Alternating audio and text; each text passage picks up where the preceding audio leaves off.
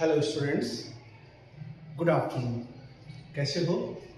I hope all is well.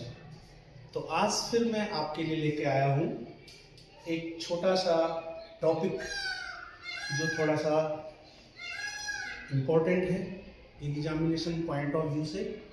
Topic का नाम है variation of molar conductance with dilution. Molar conductance पे dilution का क्या फर्क पड़ता है? What do you mean by dilution?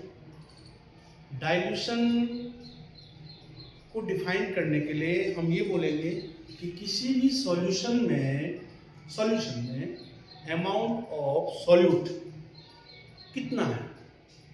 अगर किसी सॉल्यूशन में अमाउंट ऑफ सॉल्यूट अगर कम है तो हम उस सॉल्यूशन को डाइल्यूट सॉल्यूशन बोलेंगे, और अगर किसी सॉल्यूशन में अमाउंट ऑफ सॉल्यूट ज़्यादा है एज कंपेयर टू सॉल्वेंट तो हम उसे क्या बोलेंगे?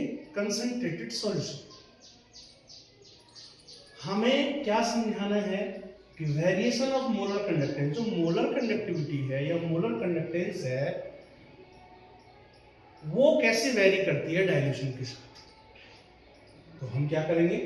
सबसे पहले ऐसे लिखा हुआ कि molar conductance varies with dilution. Molar conductance जो है डाइल्यूशन के साथ वेरी करती है when we plot a graph between lambda m molar conductance या molar conductivity and the square root of concentration. और स्क्वायर रूट ऑफ कंसंट्रेशन और molar conductivity के बीच में जब हम ग्राफ खींचते हैं तो वो ग्राफ क्या डिफाइन करता है? इसमें दो केस आएंगे। जब भी हम मोलर कंडक्टिविटी और स्क्वायर रूट ऑफ कंसंट्रेशन के बीच में ग्राफ खींचेंगे तो दो केसेस पढ़ेंगे। पहला केस है फॉर स्ट्रॉन्ग इलेक्ट्रोलाइट। अब आप जानते हैं स्ट्रॉन्ग इलेक्ट्रोलाइट्स वो होते हैं जो एक्वस कंडीशन में 100% आयनाइज हो जाते हैं, यानी कि कंप्लीटली डिसोसिएट हो जाते हैं। तो already number of ions aqueous solution में क्या होंगे? मैक्सिमम होंगे। जो 100% डिसोसिएट होगा इसका मतलब नंबर ऑफ आयंस क्या होंगे? 100%। तो strong electrolytes are 100% ionised, so already all the ions come into the solution, so the variation of molar conductance with dilution. अब अगर हम इसकी मोलर कंडक्टेंस को डाइल्यूशन के साथ देखें इज वेरी स्लाइटली चेंज। इसका क्या मतलब हुआ कि अगर स्ट्रॉन्ग इलेक्ट्रोलाइट है, एक्वस कंडीशन में उसके ऑलरेडी सारे आयंस आ चुके हैं, यानी वो 100% डिसोसिएट हो चुका है, तो डाइल्यूशन बढ़ाने पे या घटाने पे उसकी जो मोलर कंडक्टेंस है उस पर ज्यादा फर्क नहीं पड़ेगा। कहने का मतलब है already all the ions are present in the solution, क्योंकि वो स्ट्रॉन्ग इलेक्ट्रोलाइट है और ऑलरेडी सारे आयंस आ चुके हैं। तो जो मोलर कंडक्टेंस होगी वो उन आयंस की वजह से ऑलरेडी हमें शो होगी, लेकिन स्लाइटली चेंज। और आपको दिखाएंगे कैसे होता है। जैसे आप देखेंगे इस ग्राफ से आप समझ पा रहे हैं कंसंट्रेशन इधर की तरफ बढ़ रहा है।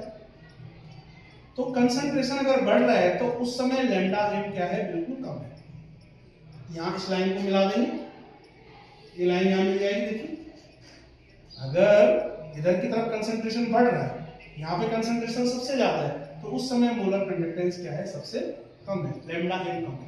ये लैम्डा m कम है। जैसे जैसे हम इधर की तरफ जाएंगे तो कंसंट्रेशन क्या होगी? आपकी डिक्रीज होगी। कंसंट्रेशन डिक्रीज होने का मतलब डाइल्यूशन बढ़ेगा। तो डाइल्यूशन बढ़ेगा तो यहाँ पे मोलर कंडक्टेंस क्या हो जाएगी? थोड़ा और बढ़ जाएगी।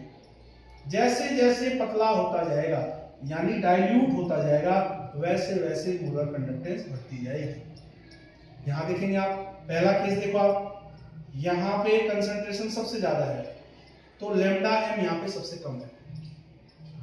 दूसरा केस देखेंगे, यहाँ पे कंसंट्रेशन इससे कम है, कंसंट्रेशन कम होती जा रही है। इधर की तरफ कंसंट्रेशन कम, यहाँ कंसंट्रेशन कम है तो लैम्डा m बढ़ गया। यहाँ कंसंट्रेशन और कम होगी तो यहाँ लैम्डा m और बढ़ गया। यहाँ कंसंट्रेशन और भी कम होगी तो यहाँ लैम्डा m सबसे ज्यादा बढ़ गया। तो कंसंट्रेशन इधर की तरफ क्या होती है? डाइल्यूशन बढ़ रहा है। डाइल्यूशन इधर की तरफ इंक्रीज हो रहा है। डाइल्यूशन इंक्रीज होने का मतलब कंसंट्रेशन का कम होना। डाइल्यूशन इधर की तरफ बढ़ रहा है, इसका मतलब पतला हो रहा है।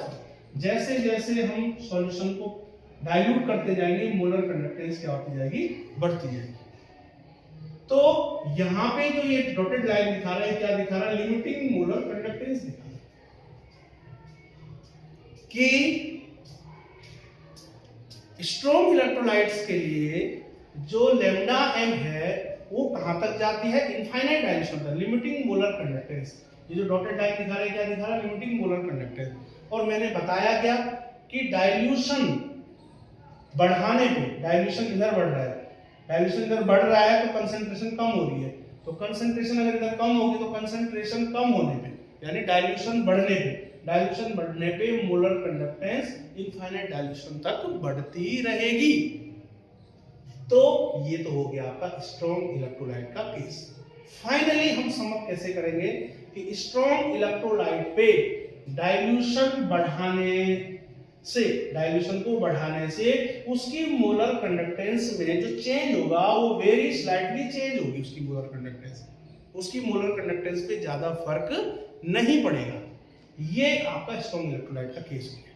और आप यहाँ पे देख पा रहे हैं कि मैंने ग्राफ खींचा, तो यहाँ पे आप देखो, इस पॉइंट पे देखो कि इस पॉइंट पे कंसंट्रेशन सबसे ज्यादा है, क्योंकि कंसंट्रेशन इधर की तरफ बढ़ रही है। यहाँ पे कंसंट्रेशन सबसे ज्यादा है तो मोलर कंडक्टेंस इस लाइन में यहाँ पे ज्यादा, मोलर कंडक्टेंस सबसे कम है। दूसरा, यहाँ कंसंट्रेशन कम हो गई तो मोलर कंडक्टेंस बढ़ गई, यहाँ और भी कम हो गई तो यहाँ और बढ़ गई, यहाँ और भी कम हो गई तो यहाँ और भी ज्यादा बढ़ गई। दूसरा केस है weak electrolytes are poorly ionised. जो वीक इलेक्ट्रोलाइट्स है वे कम आयनाइज्ड होते हैं, कम डिसोसिएट्स होते हैं, इसलिए एक्वस कंडीशन में जो नंबर ऑफ आयंस होंगे वे बहुत कम होंगे।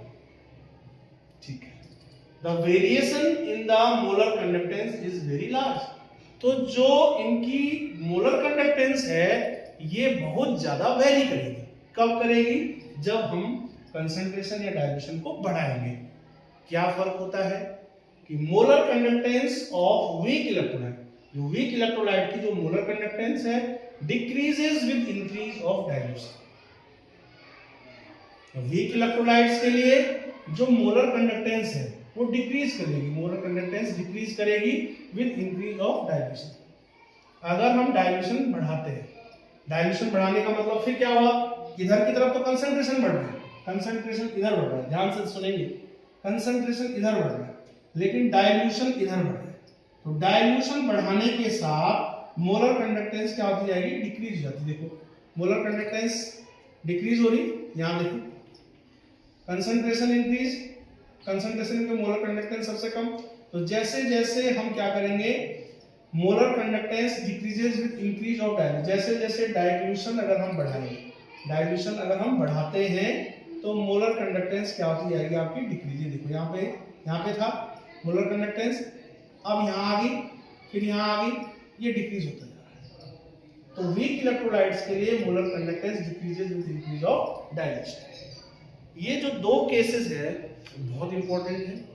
और स्ट्रॉन्ग इलेक्ट्रोलाइट जैसे केसीएल है, केसीएल के केस में क्या होता है, और वीक इलेक्ट्रोलाइट जैसे एसिटिक एसिड के केस में क्या होता है, ये आप अच्छी तरह से समझ।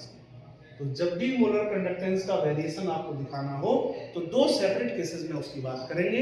पहला स्ट्रॉन्ग इलेक्ट्रोलाइट के लिए केस और दूसरा वीक इलेक्ट्रोलाइट के लिए। और ये दिखाई दे रहा है आपको लैम्डा एम डिक्रीजेस, ये लैम्डा एम डिक्रीज कर रहा है with increase of concentration. Concentration यहाँ बढ़ रही है, कंसंट्रेशन देखो यहाँ बढ़ रही है, कंसंट्रेशन इधर की तरफ बढ़ रही है तो ये ग्राफ नीचे की तरफ आता जाता है, ये नीचे की तरफ आएगा। तो नीचे की तरफ आएगा इसका मतलब क्या हो गया, देखो ग्राफ, इसका मतलब यहाँ पे देखो ये यहाँ इसको टच करने वाला है, यानी कि और जीरो पे आ जाएगा, यानी लैम्डा एम और कम हो जाएगा। ये देखो लैम्डा, यहाँ पे लैम्डा एम ये है, यहाँ पे ये है, यहाँ पे ये है, यहाँ पे ये है और यहाँ पे क्या दिखाई दे रहा है आपको कि जिस समय